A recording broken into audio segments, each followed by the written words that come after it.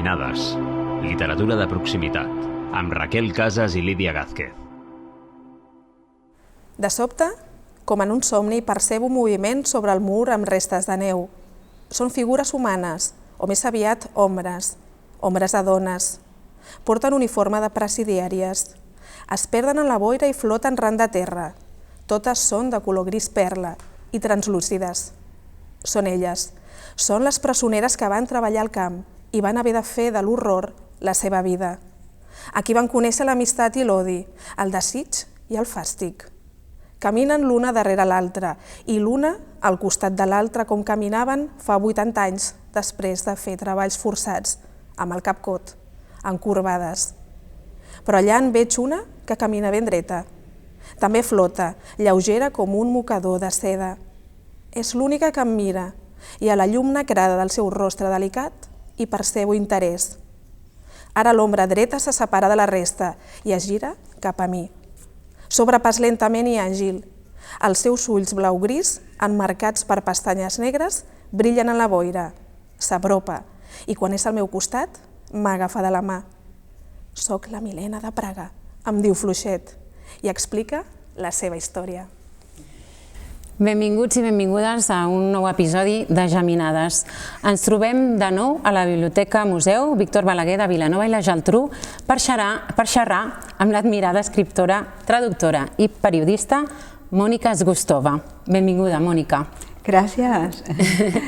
La Mònica Zgustova viu a Sitges i és una de les plomes més prestigioses que tenim ara mateix a la vegueria del Penedès. Literatura de proximitat, però també literatura internacional. La Mònica va néixer a Praga, però resideix a Barcelona des dels anys 80. És escriptora, traductora, periodista, col·labora a El País i altres mitjans nacionals i internacionals. És autora d'una decena de llibres, novel·les, assajos i teatre i ha estat traduïda a 10 idiomes. Té nombrosos premis nacionals i internacionals i ha traduït autors de la talla de Milan Kundera, Fyodor Dostoyevsky o Anna Akhmatova, entre d'altres. El 2024 va publicar aquest llibre del qual la Raquel us n'ha llegit un fragment. Soc la Milena de Praga amb l'editorial Galàxia Gutenberg, en català i en castellà. Enhorabona, Mònica. Moltes gràcies. Després de llegir Soc la Milena de Praga, només ens queda dir de totes que la Milena Jessenka va ser un personatge extraordinari, no? Una persona extraordinària. Com arribes a Milena de Praga i decideixes fer-ne aquesta magnífica novel·la? Mira, la veritat és que jo les meves novel·les sempre les escric sobre dones. És el meu... Bueno, és això el que tracto en... L'única cosa que tinc sobre un home, que és una biografia literària, i és sobre Bohumil Hrabal, però tota la resta parla de dones, sempre. Algunes que han viscut de debò i altres inventades, no? Però sempre són novel·les. I doncs aquesta Milena és una de les moltes protagonistes de les meves novel·les i Milena és algú que realment va viure. Milena Jessenka, que va néixer l'any 96 del segle XIX i que va morir un any abans que s'acabés la Segona Guerra Mundial, o sigui que l'any 44. Milena la vaig conèixer en un llibre que em van regalar els meus pares quan jo era estudiant als Estats Units i aquest llibre era una biografia de Margarete Buber-Neumann, una amiga que va conèixer Milena al camp de concentració i la va tractar molt, es van enamorar aquestes dues dones i Margarete va escriure la primera biografia de Milena.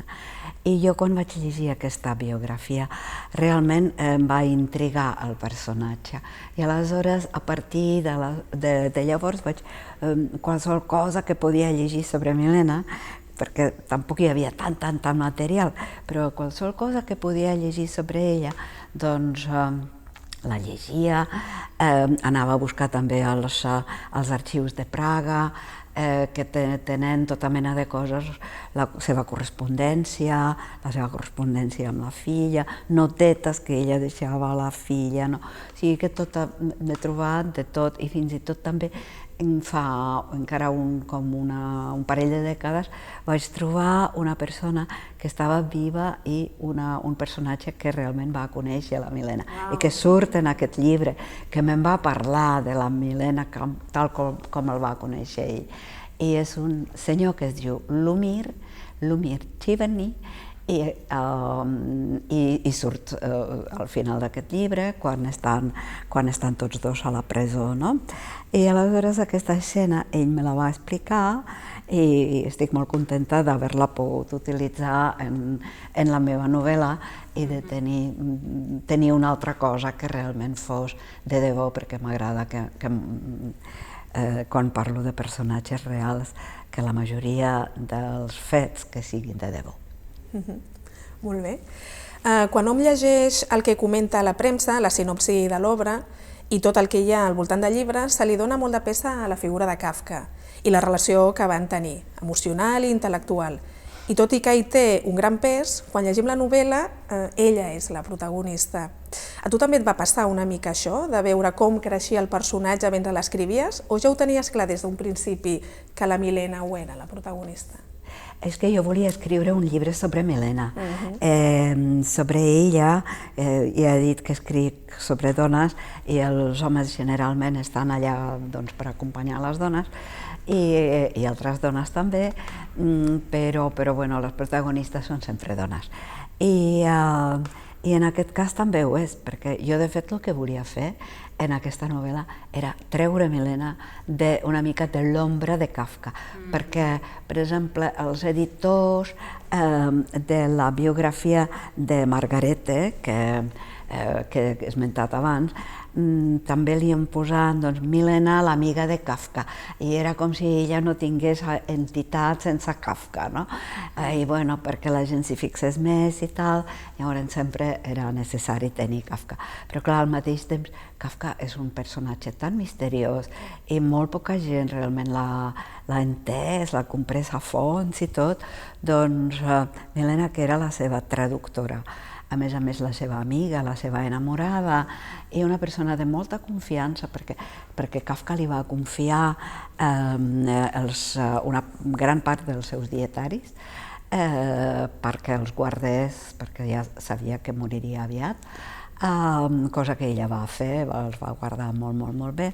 I bueno, doncs clar, volia tenir Kafka també, perquè per Milena, qui llegeix aquest llibre se n'adona que realment hi havia com un abans i un després de Kafka, que Kafka realment va marcar la vida de Milena, perquè el llibre comença quan Milena és una noieta que no sap exactament quin ha de ser el seu camí, i des de l'amistat amb Kafka, aleshores ho té molt clar que vol, primer de tot, dedicar-se a escriure i, a part d'això, que vol fer alguna cosa realment bona i important per a la humanitat.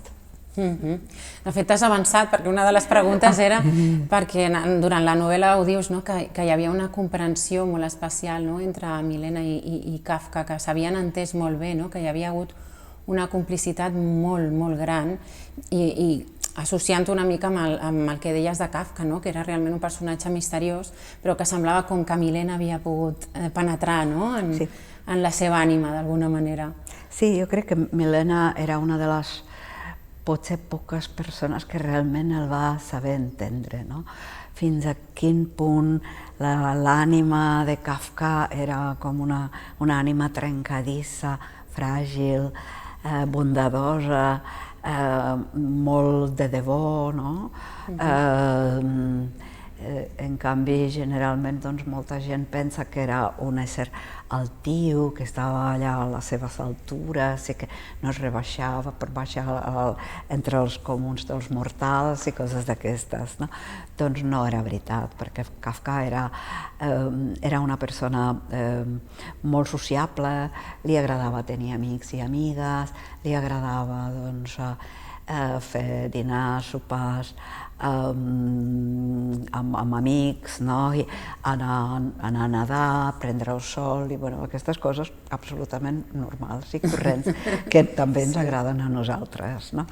I a part d'això li agradaria escriure, i escriure bé, i sabia que el que escrivia tenia un gran valor, però volia cremar una part de la seva obra perquè potser eren llibres una mica inacabats, que no va tenir temps d'acabar durant la seva vida, o potser, clar, si una cosa està inacabada, aleshores penses no he pogut posar tots els punts sobre les is, i més val que no ho presenti al públic.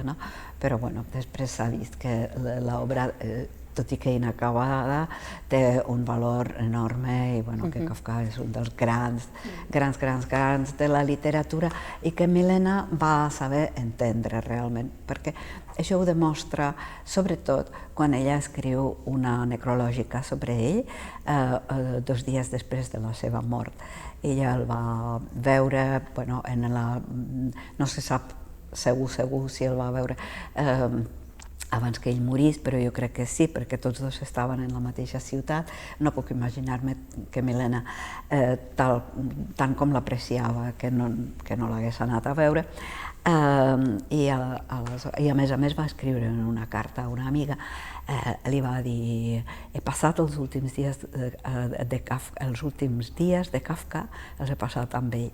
O sigui que, no mentim d'aquesta manera, les dones no mentim d'aquesta manera a la nostra millor amiga. Exacte. O sigui que en la necrològica realment va explicar el que pensava de Kafka, del seu talent i de quina mena de persona era, de tant com vivia les coses, tan a fons que les vivia, doncs d'aquesta manera també ho dipositava en la seva obra, i per això la seva obra pot resultar bastant fosca, tot i que també té bastants moments de sentit de l'humor. Cert. I tot i que Milena de Praga podria semblar un personatge perfecte per la seva noblesa i honestedat, era fàcil caure en la idealització del personatge, i tu no ho has fet. L'has descrit ben humana. No sabem si això et va preocupar o si tenies ja clar com retratar-la amb totes les seves contradiccions. Jo sempre, més o menys, el meu plan sempre és descriure tota la veritat que puc fins als meus límits, i cadascú té els seus límits. Jo no sé exactament quins són els meus, però faig tot el que puc i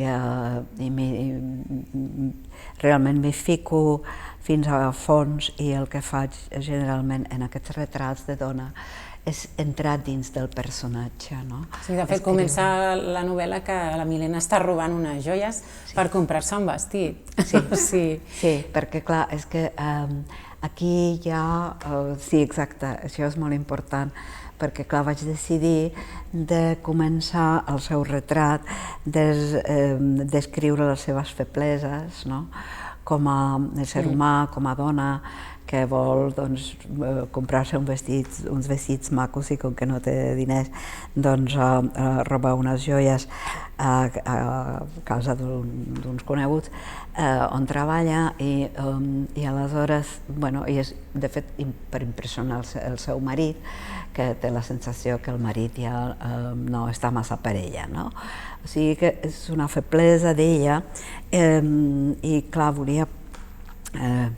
volia començar amb això per després descriure el vol que va emprendre la seva vida, que va anar com cap amunt, cap al cel, es podria dir, o no sé on, perquè realment Milena va anar a més, des d'aquí, des de ser com una noieta bastant insegura de si mateixa i incapaç de dir-li que no i dir adéu-siau a una persona, un home que la maltractava, doncs al final va aprendre a fer això molt bé amb els homes, i a més el que he dit abans, que va voler realment fer, deixar alguna cosa darrere d'ella, de la seva vida, no? I per això, doncs, des de traductora, després va ser periodista, també va ser escriptora. Quan estava al camp de concentració va voler escriure un llibre realment important sobre totalitarismes, sobre el totalitarisme comunista que va conèixer a través del seu segon marit i a través també de Margarete Buber-Neumann, que era presa al Gulag, presa de Stalin, i també el nazisme, que ella va conèixer amb la pròpia pell, i també parlant amb Greta, la seva Margarete Greta, que era la seva gran amiga, la seva amant, estaven enamorades, i aleshores volia escriure aquest llibre que hauria estat molt bé, però no el va poder acabar i no tenim ni tan sols restes del llibre, però que l'escrivia, això és segur, perquè moltes de les dones que estaven amb ella al camp de concentració se'n recordaven. Tu has dit, va ser reportera, periodista, traductora, dominava diversos idiomes. Què hi ha en la teva Milena que sigui Mònica Sgustova, també? Sí, la veritat és que hi ha algunes coses que hi ha en comú. Sí, per exemple, el fet de ser traductores, de saber alguns idiomes, de viure en una mena com d'exili, que Milena, la veritat, quan vivia a Viena amb el seu marit, hi va anar a gust, però després es va adonar que no era el seu ambient, que no estava bé, perquè la gent no la tractava del tot bé, bàsicament perquè ella tractava grans figures de la literatura del segle XX, de realment grans figures com Canetti, com Musil, com Hermann Broch, com Karl Kraus. El seu marit també era un crític molt important, i tots aquests es veien en uns cafès i ella estava entre ells.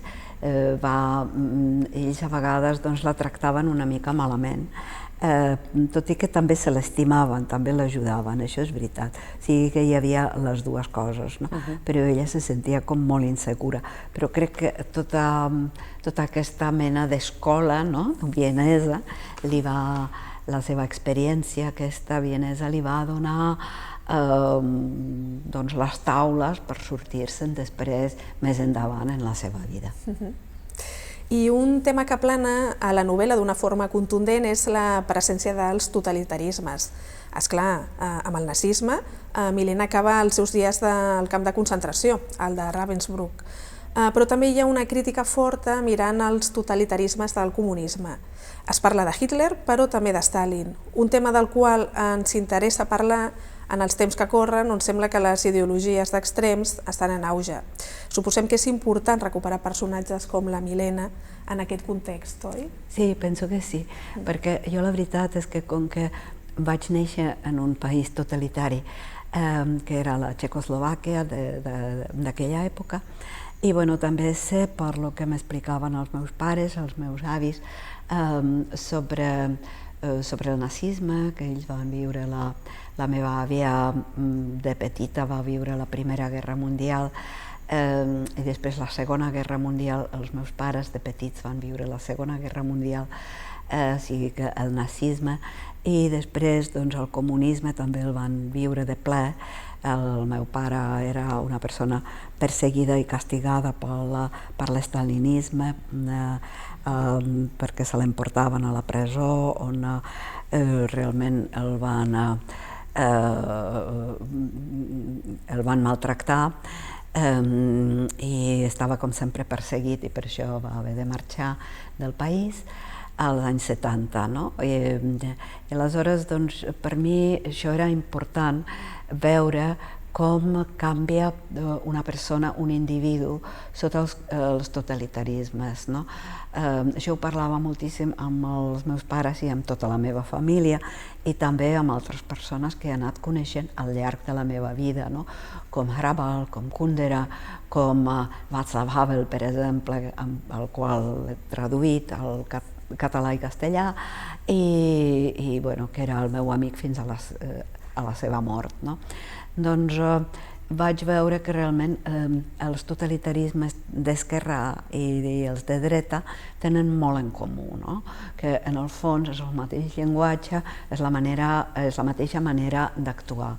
Al començament a Espanya, com que aquí hi havia el franquisme i això, aleshores tot el que era l'esquerra i fins i tot el totalitarisme d'esquerra estava com una miqueta més de moda i em costava una miqueta abans poder parlar amb llibertat d'això, però això ara ja no passa. Es va idealitzar una mica. Es va idealitzar, això mateix. I aleshores ara això ja no passa, la gent ara ja, els historiadors ja han dit tots de la seva i jo crec que ara tothom se n'adona de què estem parlant, que en el fons són molt semblants tots els totalitarismes. I clar, doncs encara vivim en una democràcia i espero que durant molts i molts anys i dècades continuem vivint en una democràcia, per tant anirem a votar i per tant és molt important també conèixer com són els totalitarismes per no deixar-nos emportar alguna vegada per alguna ràbia o rabieta i votar d'una manera que després ens podria saber greu. I agafar una mica l'exemple de la Milena, que es comportava com una dona lliure fins i tot dins d'un camp de concentració com Ravensbrück, no? Totalment, totalment, sí, perquè ara, per exemple, la ultradreta s'ha apoderat de la paraula llibertat, molts dels partits d'ultradreta, populistes i això, tenen la paraula llibertat en el seu nom i justament no tenen res a veure amb la llibertat. Però clar, la de Milena era una llibertat autèntica, una llibertat personal, una llibertat que brotava de dintre, i ella no podia viure d'una altra manera que lliure, que amb llibertat, perquè, per exemple, ella no tenia por dels càstigs, i d'alguna manera va funcionar això, li va funcionar molt bé, perquè com que no tenia por, aleshores més aviat els altres, fins i tot els guardes, li tenien respecte. I aleshores no li va passar mai cap cosa realment greu, a part d'anar a parar a un camp de concentració, que això ja és molt greu. Sí, se'm posa la pell de gallina, perquè és increïble aquesta novel·la, com ho explica. És meravellós. I el que ens agradaria saber abans d'acabar és què tens ara entre mans? Quin és el teu proper projecte, si ens pots avançar alguna coseta? Doncs és una novel·la una mica autobiogràfica, perquè parla de la meva família.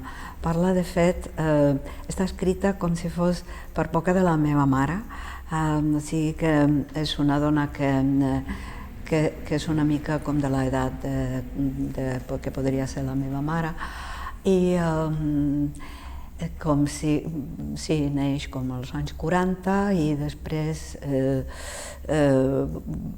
viu tota la resta del segle XX i més o menys fins ara. I aleshores tot el que li passa, ella veu els dos totalitarismes, bàsicament el comunista és el que viu més, i després ha de marxar a l'exili, és una novel·la sobre l'exili i també és una novel·la sobre què s'ha de fer, què es pot fer, què pot fer una persona quan t'obliguen a col·laborar d'alguna manera, amenaçant-te de que farien mal als teus fills. Aleshores, què pots fer? I es veuen diferents postures i depèn del lector que vagi una mica decidint què és el que es pot fer en una situació tan terriblement compromesa com aquesta. Doncs estarem atentíssimes a molt quan surti. atentes. Gràcies. Moltes gràcies, Mònica. Moltes gràcies, de veritat, per ser amb nosaltres. I res, ens veiem al proper episodi. Al proper episodi de Geminades. Fins la propera. Moltes gràcies a tots. Gràcies. Adéu.